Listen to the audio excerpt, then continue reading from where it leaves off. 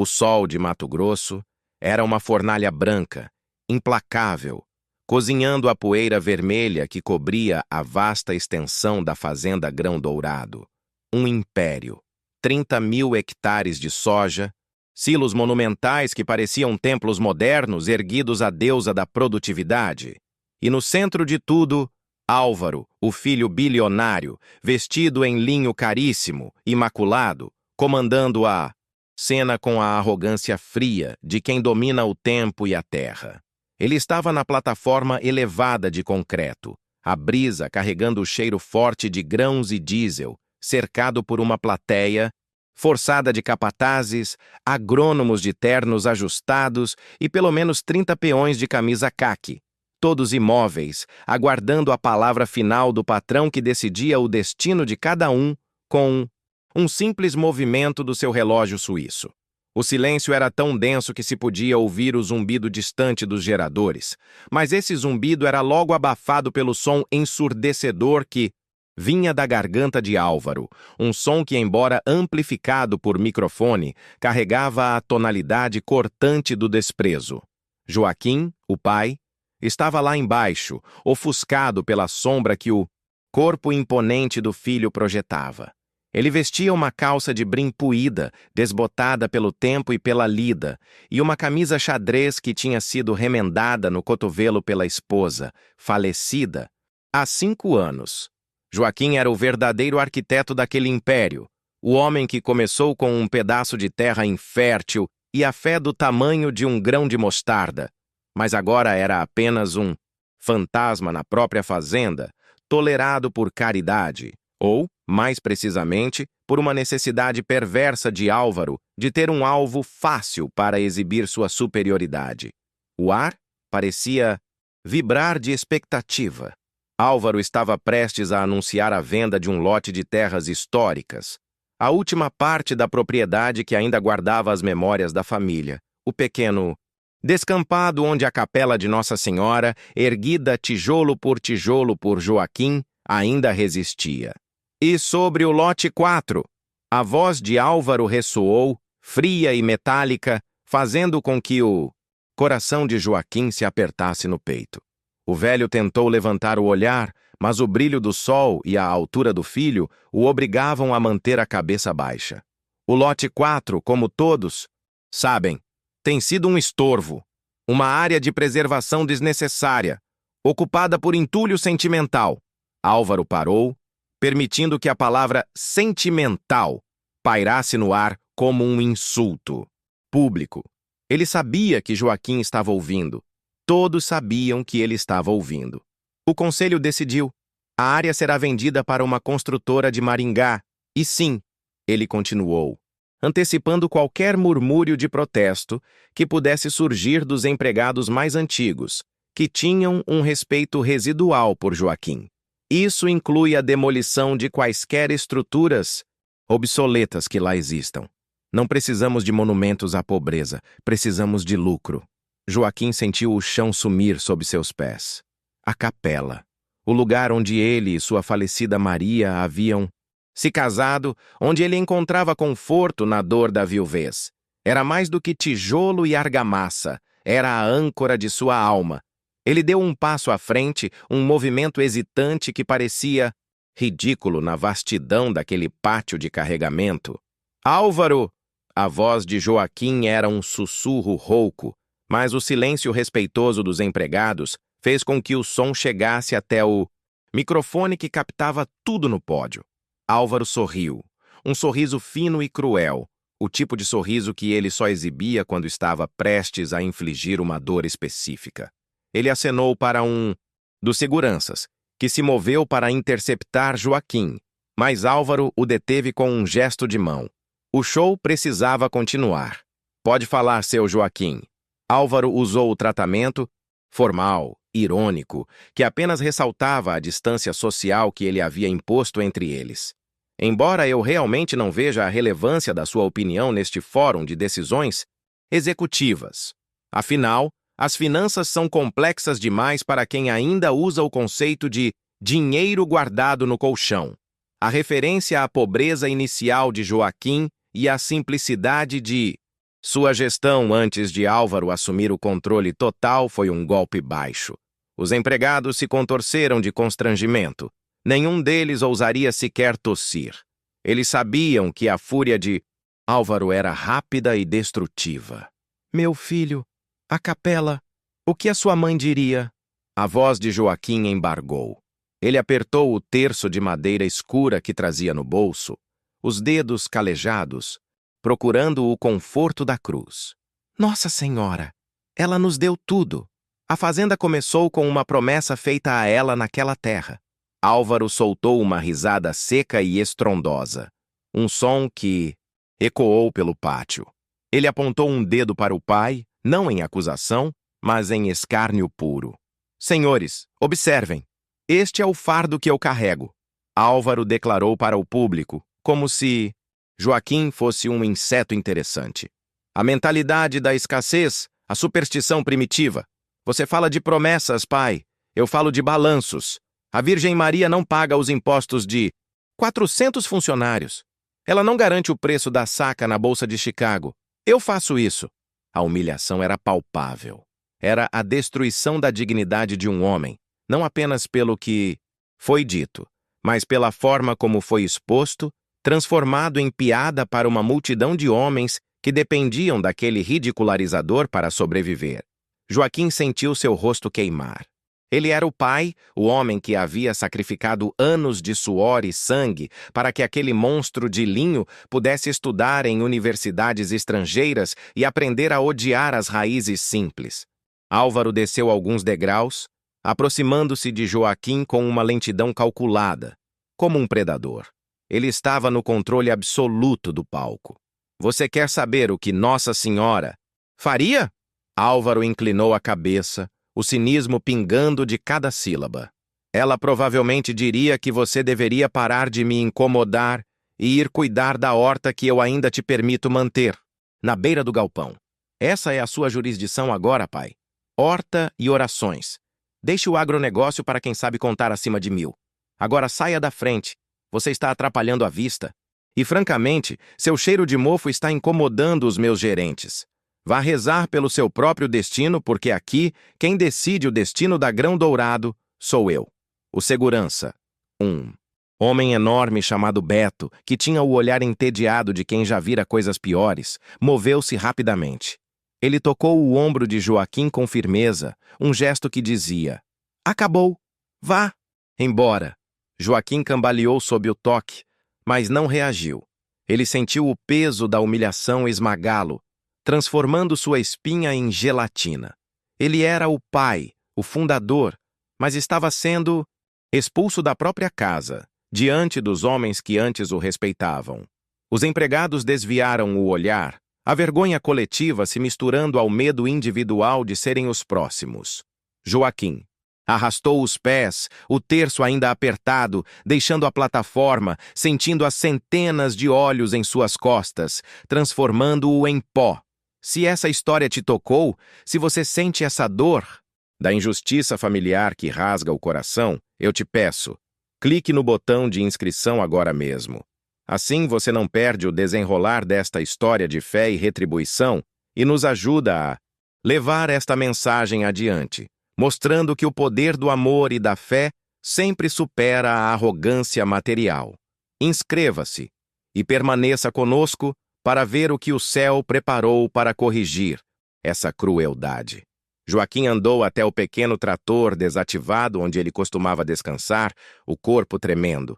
Não era raiva. Era uma tristeza fria e profunda que vinha do reconhecimento da maldade pura. O dinheiro não apenas corrompera Álvaro, mas o transformara em um juiz cruel do passado, determinado a apagar a simplicidade e a fé que haviam sido o berço de sua fortuna. Enquanto ele se apoiava no metal quente do trator, respirando com dificuldade, algo aconteceu. Ele não viu nada, mas sentiu um aroma. Um perfume suave, inesperado na brutalidade do pátio de grãos e diesel. Cheiro de rosas. Rosas frescas, como as que sua mãe costumava colher na velha casa, um aroma que parecia fora de lugar naquele ambiente árido e industrial. Joaquim olhou em volta, confuso. Havia apenas poeira, máquinas e a indiferença dos homens. Mas o perfume persistia, leve, consolador, envolvendo-o como um manto invisível. Ele fechou os olhos. Seria a sua mente, fragilizada pela dor, pregando-lhe peças? Ou seria um sinal? Sua esposa Maria, que tinha o mesmo nome da Virgem, costumava dizer que os anjos enviavam o cheiro de flores quando a dor era insuportável. Ele abriu o bolso e pegou o terço, as contas gastas confortando seus dedos. Ele rezou o primeiro mistério, doloroso, buscando refúgio na única fonte que Álvaro não podia comprar nem vender. A promessa de que a fé resistiria. Os dias que se seguiram foram marcados pela agonia da espera. Álvaro, em sua megalomania, havia acelerado o processo de venda. Topógrafos e arquitetos da construtora invadiram o lote 4, instalando estacas e marcando o terreno para a demolição. Joaquim não tinha poder legal. Todos os documentos de propriedade estavam em nome da holding, controlada por Álvaro. A única coisa que lhe restava era a esperança de um milagre. Ele ia à capela todos os dias. A pequena construção de pedras rústicas parecia encolhida, desafiando a violência do tempo e a ganância do homem. A imagem de Nossa Senhora, colocada num nicho de pedra, era simples, pintada à mão, mas irradiava uma paz que confrontava o caos exterior. Em um dos cantos da capela, ele encontrou uma pétala de rosa caída no chão de terra batida. A pétala era de um vermelho profundo, vibrante, e estava perfeitamente intacta, sem poeira. O perfume sutil voltou, mais forte agora, quase como se alguém tivesse acabado de borrifar água de rosas no ar. Mãe de Deus! Ele sussurrou, pegando a pétala com a ponta dos dedos trêmulos. O que devo fazer? Ele vai destruir a sua casa. Ele vai destruir a única coisa que me restou da minha Maria e a nossa história de fé.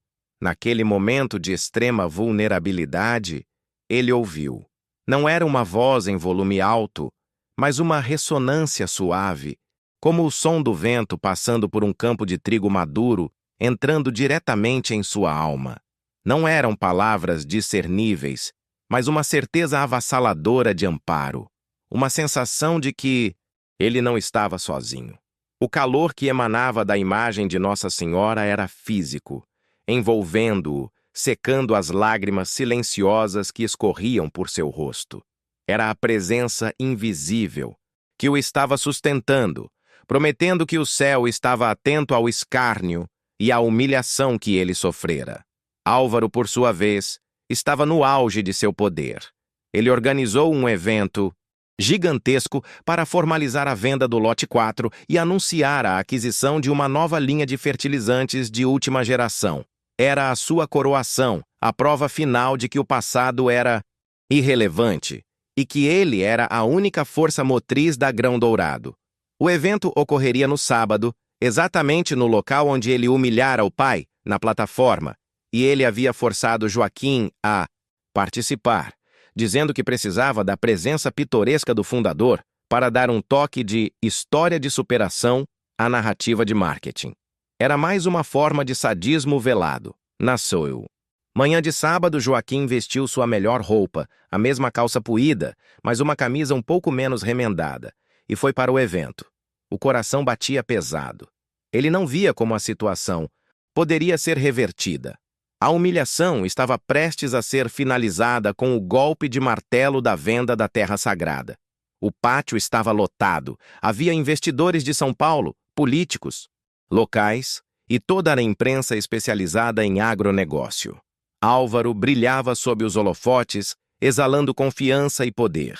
Ele estava no pódio, ao lado de um representante da construtora, um homem de aparência fria, pronto para assinar os papéis. Antes de começar a cerimônia de assinatura, Álvaro fez um discurso longo, cheio de jargões técnicos e projeções financeiras estratosféricas. Ele se gabava de ter cortado os laços emocionais que amarravam o progresso e de ter transformado a fazenda de uma propriedade rural sentimental em uma máquina de commodities global. A cada frase, ele olhava diretamente para onde Joaquim estava sentado, em um canto isolado, como se saboreasse a dor que estava infligindo. E com a venda desta área desnecessária, Álvaro concluiu, erguendo o contrato no ar. Nós garantimos o capital para o próximo salto. Não há mais espaço para crendices ou memórias vazias. O futuro é pragmático. E para selar este momento de vitória, eu peço que o meu pai, Joaquim, venha até aqui para nos abençoar. Ele que representa a velha guarda, a fé que nos trouxe até aqui, embora seja ultrapassada. Era a armadilha final. Álvaro queria Joaquim ali para testemunhar a destruição, forçá-lo a ser cúmplice de sua própria desgraça. Joaquim se levantou. Suas pernas mal o sustentavam. Ele caminhou lentamente em direção ao pódio. A caminhada era a metáfora de sua vida. Lenta, dolorosa, rumo a um destino incerto. Enquanto subia os degraus, ele ouviu novamente, apesar do barulho da multidão, o murmúrio suave da voz interior, acompanhado pelo perfume intenso de rosas, que agora parecia preencher todo o ar ao redor do pódio. Era forte o suficiente para que Joaquim sentisse, mas sutil o bastante para que a multidão, focada em Álvaro, não notasse imediatamente. Álvaro o agarrou pelo braço, sorrindo. Para as câmeras, um sorriso falso de filho amoroso. Diga algo, pai. Diga o quanto você está orgulhoso do que eu construí. Joaquim olhou para o contrato que selaria o destino da capela. Ele olhou para o céu implacável. Ele olhou para os olhos vazios de seu filho. Meu filho, ele disse, a voz trêmula, mas agora com uma firmeza que surpreendeu a ele mesmo. Eu estou orgulhoso do que você construiu em hectares e toneladas, mas estou envergonhado do que você demoliu na sua alma. Você é bilionário, mas se tornou pobre de espírito. Álvaro apertou o braço do pai com força, forçando um sorriso irritado para as câmeras. Basta de sermão, pai. Apenas assine como testemunha do passado e volte para o seu lugar. Naquele exato momento, enquanto a caneta pairava sobre o papel, Joaquim sentiu que não podia mais. Ele não iria compactuar com o sacrilégio. Eu não vou assinar, Joaquim declarou, puxando o braço e olhando para o filho com a autoridade que há anos ele havia abandonado. Eu não dou meu aval à destruição do sagrado. Que o Senhor e sua mãe julguem esta ação. A multidão sussurrou. Álvaro ficou lívido. Sua fachada de cordialidade se quebrou instantaneamente. Você está me envergonhando, velho. Álvaro sibilou, esquecendo-se do microfone. O som de sua raiva ecoou. Saia daqui agora! Você não é nada! Você é um mendigo que eu visto e alimento! Se continuar assim, eu te despeço da horta e te coloco na rua! Ele empurrou Joaquim com força. O velho cambaleou e caiu para trás, rolando escada abaixo, sob o olhar horrorizado e impotente da plateia. Sua cabeça bateu levemente no concreto e o terço que ele segurava escorregou de seus dedos, caindo no chão, quebrado. Era o ponto de não retorno. A humilhação final, a injustiça extrema, a quebra física e espiritual do pai pelo filho. Agora, eu te pergunto, você já viu ou sentiu uma dor assim? A dor de ser traído e humilhado por quem deveria amar você? Comente abaixo, diga seu nome e sua cidade. Queremos saber de onde você nos assiste e se esta história de fé e injustiça ressoa com sua vida. Deixe seu comentário agora e compartilhe sua experiência conosco. Joaquim estava estendido no chão quente, ofegante. Ele não estava ferido gravemente, mas a dor da rejeição era mais cortante que qualquer osso quebrado. Ele olhou para o terço quebrado. Lágrimas escorriam descontroladamente. Ele fechou os olhos e, em um último ato de fé desesperada, ele não orou por um milagre, mas clamou por justiça. E então, o mundo parou. Não foi um terremoto. Foi uma mudança na luz. O sol, que momentos antes era um disco de fogo branco, de repente pareceu se curvar, e uma luminosidade suave, etérea, mas incrivelmente poderosa, começou a emanar do chão, concentrando-se ao redor de Joaquim. O perfume de rosas tornou-se avassalador, não um cheiro. Era uma presença olfativa que limpava o ar de todo cheiro de poeira e diesel. Todos na plateia, os agrônomos, céticos, os investidores gananciosos, os peões assustados, levantaram as mãos para proteger os olhos, pois a luz, embora suave, era mais brilhante que 1000 sóis. Álvaro, que estava prestes a ordenar que os seguranças arrastassem o pai para fora, congelou. O contrato em suas mãos subitamente pareceu pesar toneladas. A luz se solidificou. Ela se concentrou exatamente onde Joaquim estava, ajoelhado no concreto, ao lado de seu terço quebrado. E, gradualmente, a forma começou a se manifestar. Era ela, a Virgem Maria. Não era uma figura de gesso ou uma pintura. Era uma presença viva, radiante, de uma beleza que feria os olhos e curava a alma ao mesmo tempo. Ela não vestia robes azuis de rainha, como nas imagens, grandiosas que Álvaro detestava. Ela apareceu vestida de forma simples e maternal, com um véu branco que caía sobre seus ombros, a cor do tecido parecendo feita de pura luz lunar. Seus pés estavam descalços, pairando ligeiramente acima do chão, e de seu peito emanava uma luz dourada suave.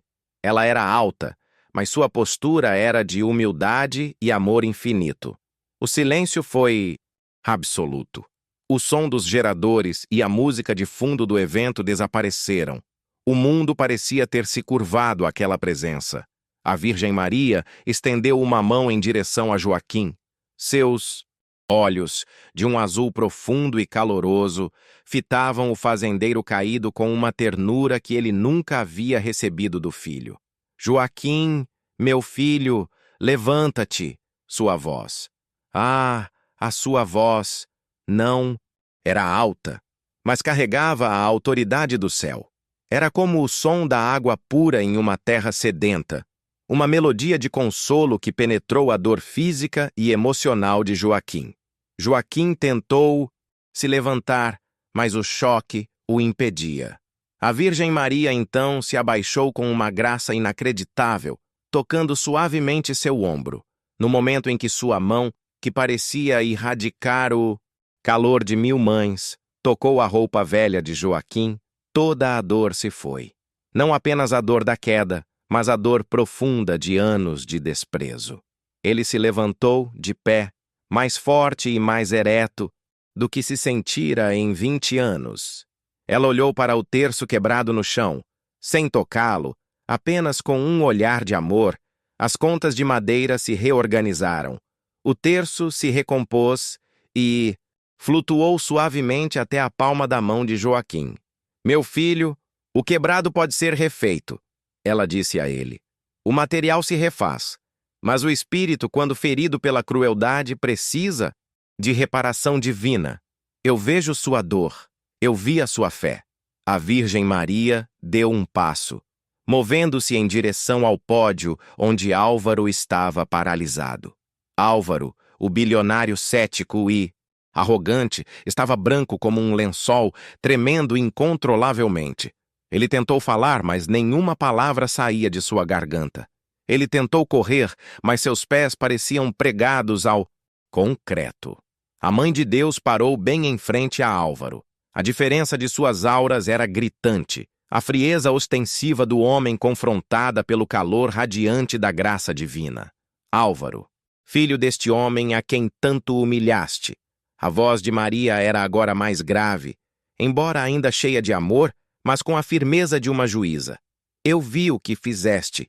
Eu vi a sede insaciável pelo efêmero, pelo número, pela vaidade, que te levou a esmagar o coração de quem te deu o primeiro pão e a primeira reza. Você transformou a bênção que lhe foi dada em instrumento de dor. Você desprezou a simplicidade de seu pai. E pior, zombou da fé que construiu este lugar. Álvaro cambaleou para trás. O representante da construtora desmaiou ao seu lado. Os fotógrafos e jornalistas estavam de joelhos, chorando, incapazes de entender ou registrar o que seus olhos viam. Era o divino invadindo o mundo corporativo com força total. Você planejou demolir a casa que o meu filho construiu em honra a mim, alegando que é um estorvo sentimental e um monumento à pobreza, continuou a Virgem, e sua voz parecia ecoar dentro da alma de Álvaro, expondo cada pensamento cruel que ele já tivera. Você buscou apagar a memória da fé e do sacrifício para glorificar a si mesmo e ao seu capital. Ela estendeu a mão na direção do contrato de venda que Álvaro ainda segurava. Antes que Álvaro pudesse reagir, o papel pegou fogo, não com chamas destrutivas, mas com um fogo suave, azulado, que o consumiu por completo em segundos, sem deixar cinzas, apenas o cheiro ainda mais intenso de rosas e incenso. O negócio bilionário foi reduzido a nada em um instante. O que é feito com a injustiça e o desprezo não perdura, ela declarou. Álvaro caiu de joelhos. Ele não conseguia mais sustentar a arrogância. A verdade de sua maldade, exposta pela pureza dela, era excruciante. Ele não pediu perdão aos céus. Ele olhou para o pai, Joaquim, que estava de pé ao lado da Virgem Maria, envolto em sua luz. Você buscou substituir a minha presença pelo luxo e pelo poder mundano, a Virgem Maria falou, sua voz voltando a ser maternalmente suave. Mas a riqueza verdadeira reside na caridade e na humildade. Você será corrigido, Álvaro. Não com a perda do que você construiu, pois a terra é um dom, mas com a perda do que você mais valoriza, o controle absoluto e a soberba. A Virgem Maria olhou para Joaquim e um sorriso de paz imensurável iluminou seu rosto. Joaquim, meu filho, o propósito original da Grão Dourado não será esquecido. A capela está segura. E ela será o coração desta fazenda, não o estorvo. Você voltará a ser o guardião desta terra, o zelador da memória e da fé. E você terá de volta a dignidade que seu filho lhe roubou. Esta será a condição para que a colheita continue a ser farta. Ela então se virou para a multidão, que ainda chorava e rezava no chão. A justiça de Deus é lenta, mas é certa. Que este sinal seja um testemunho para todos vocês. Honrem seus pais e não construam seus impérios sobre o desrespeito ao sagrado. A vaidade é a maior das pobrezas. Lentamente, a luz começou a se retrair, mas o perfume de rosas permaneceu, impregnando o ar. A forma da Virgem Maria tornou-se mais translúcida, mas antes de desaparecer completamente, ela fez um último gesto. Ela estendeu a mão em direção a Álvaro, mas não o tocou. Em vez disso, a luz dourada que irradiava de seu peito envolveu Álvaro em um casulo morno e doloroso. Naquele instante, Álvaro gritou. Não foi um grito de raiva, mas de dor profunda, de um despertar espiritual forçado. Era como se anos de dureza tivessem sido arrancados de sua alma. Ele desabou em lágrimas convulsivas, não as lágrimas de quem perde um negócio, mas de quem descobre ter perdido a alma. Então, a Virgem Maria se desvaneceu, como névoa no sol da manhã. O silêncio permaneceu por um longo momento. O sol voltou ao normal, mas o pátio de carregamento nunca mais seria o mesmo. Joaquim estava de pé, segurando o terço refeito, sentindo a plenitude de sua fé. Ele olhou para o filho que ainda chorava incontrolavelmente no concreto. Pai! Álvaro conseguiu sussurrar, a voz irreconhecível. Ele se arrastou até os pés de Joaquim, abraçando suas pernas em um acesso de arrependimento desesperado e recém-nascido. Pai, me perdoa. Eu fui um monstro. Eu vi a mãe. O resto do evento se desintegrou.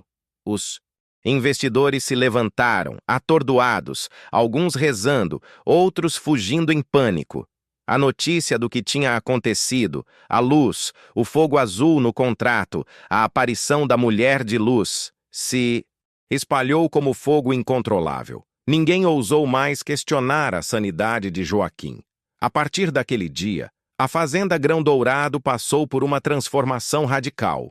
Álvaro, Embora, mantendo a gestão dos negócios e ainda sendo um homem de vastos recursos, foi despojado de sua soberba.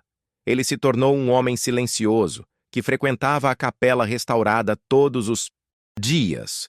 Ele transferiu legalmente o lote 4, incluindo a capela, de volta para Joaquim, com a condição de que fosse transformado em um santuário aberto ao público. Joaquim, que outrora era o fantasma humilhado, voltou a caminhar pela fazenda com a dignidade de um patriarca. Seu poder não era financeiro, mas moral e espiritual. Ele não era mais apenas o seu Joaquim da Horta. Ele era o guardião da terra abençoada. Ele passava os dias restaurando a capela com suas próprias mãos, com a ajuda relutante, mas agora sincera, de Álvaro, que estava aprendendo o valor do suor e da humildade. A lição da intervenção mariana foi clara e profunda. A riqueza material não pode comprar a paz nem destruir o que é consagrado. A Virgem Maria não apenas reverteu a injustiça, mas ela tocou o coração do opressor, mostrando que mesmo no ápice da crueldade e da ganância, a autoridade divina é a única que prevalece. E o perfume de rosas? Ele nunca mais abandonou a fazenda Grão Dourado. Ele pairava sutilmente no ar, um lembrete constante de que o céu estava vigilante e que a fé, simples e humilhada de Joaquim, havia sido ouvida e respondida com a mais poderosa das intervenções. O humilhado foi exaltado e o arrogante, embora não arruinado, foi forçado a se ajoelhar diante da única verdadeira rainha e daquele a quem ele havia ferido, seu próprio pai. O terço refeito, carregado por Joaquim, era o símbolo de uma família e uma fé restauradas. A capela, agora mais visitada do que a sede executiva, tornou-se o testamento vivo do dia em que o bilionário humilhou seu pai, e a Virgem Maria desceu do céu para corrigir a injustiça e ensinar o preço da verdadeira humildade. A história gravada no coração de cada empregado da fazenda garantia que a memória de sua aparição jamais se apagasse.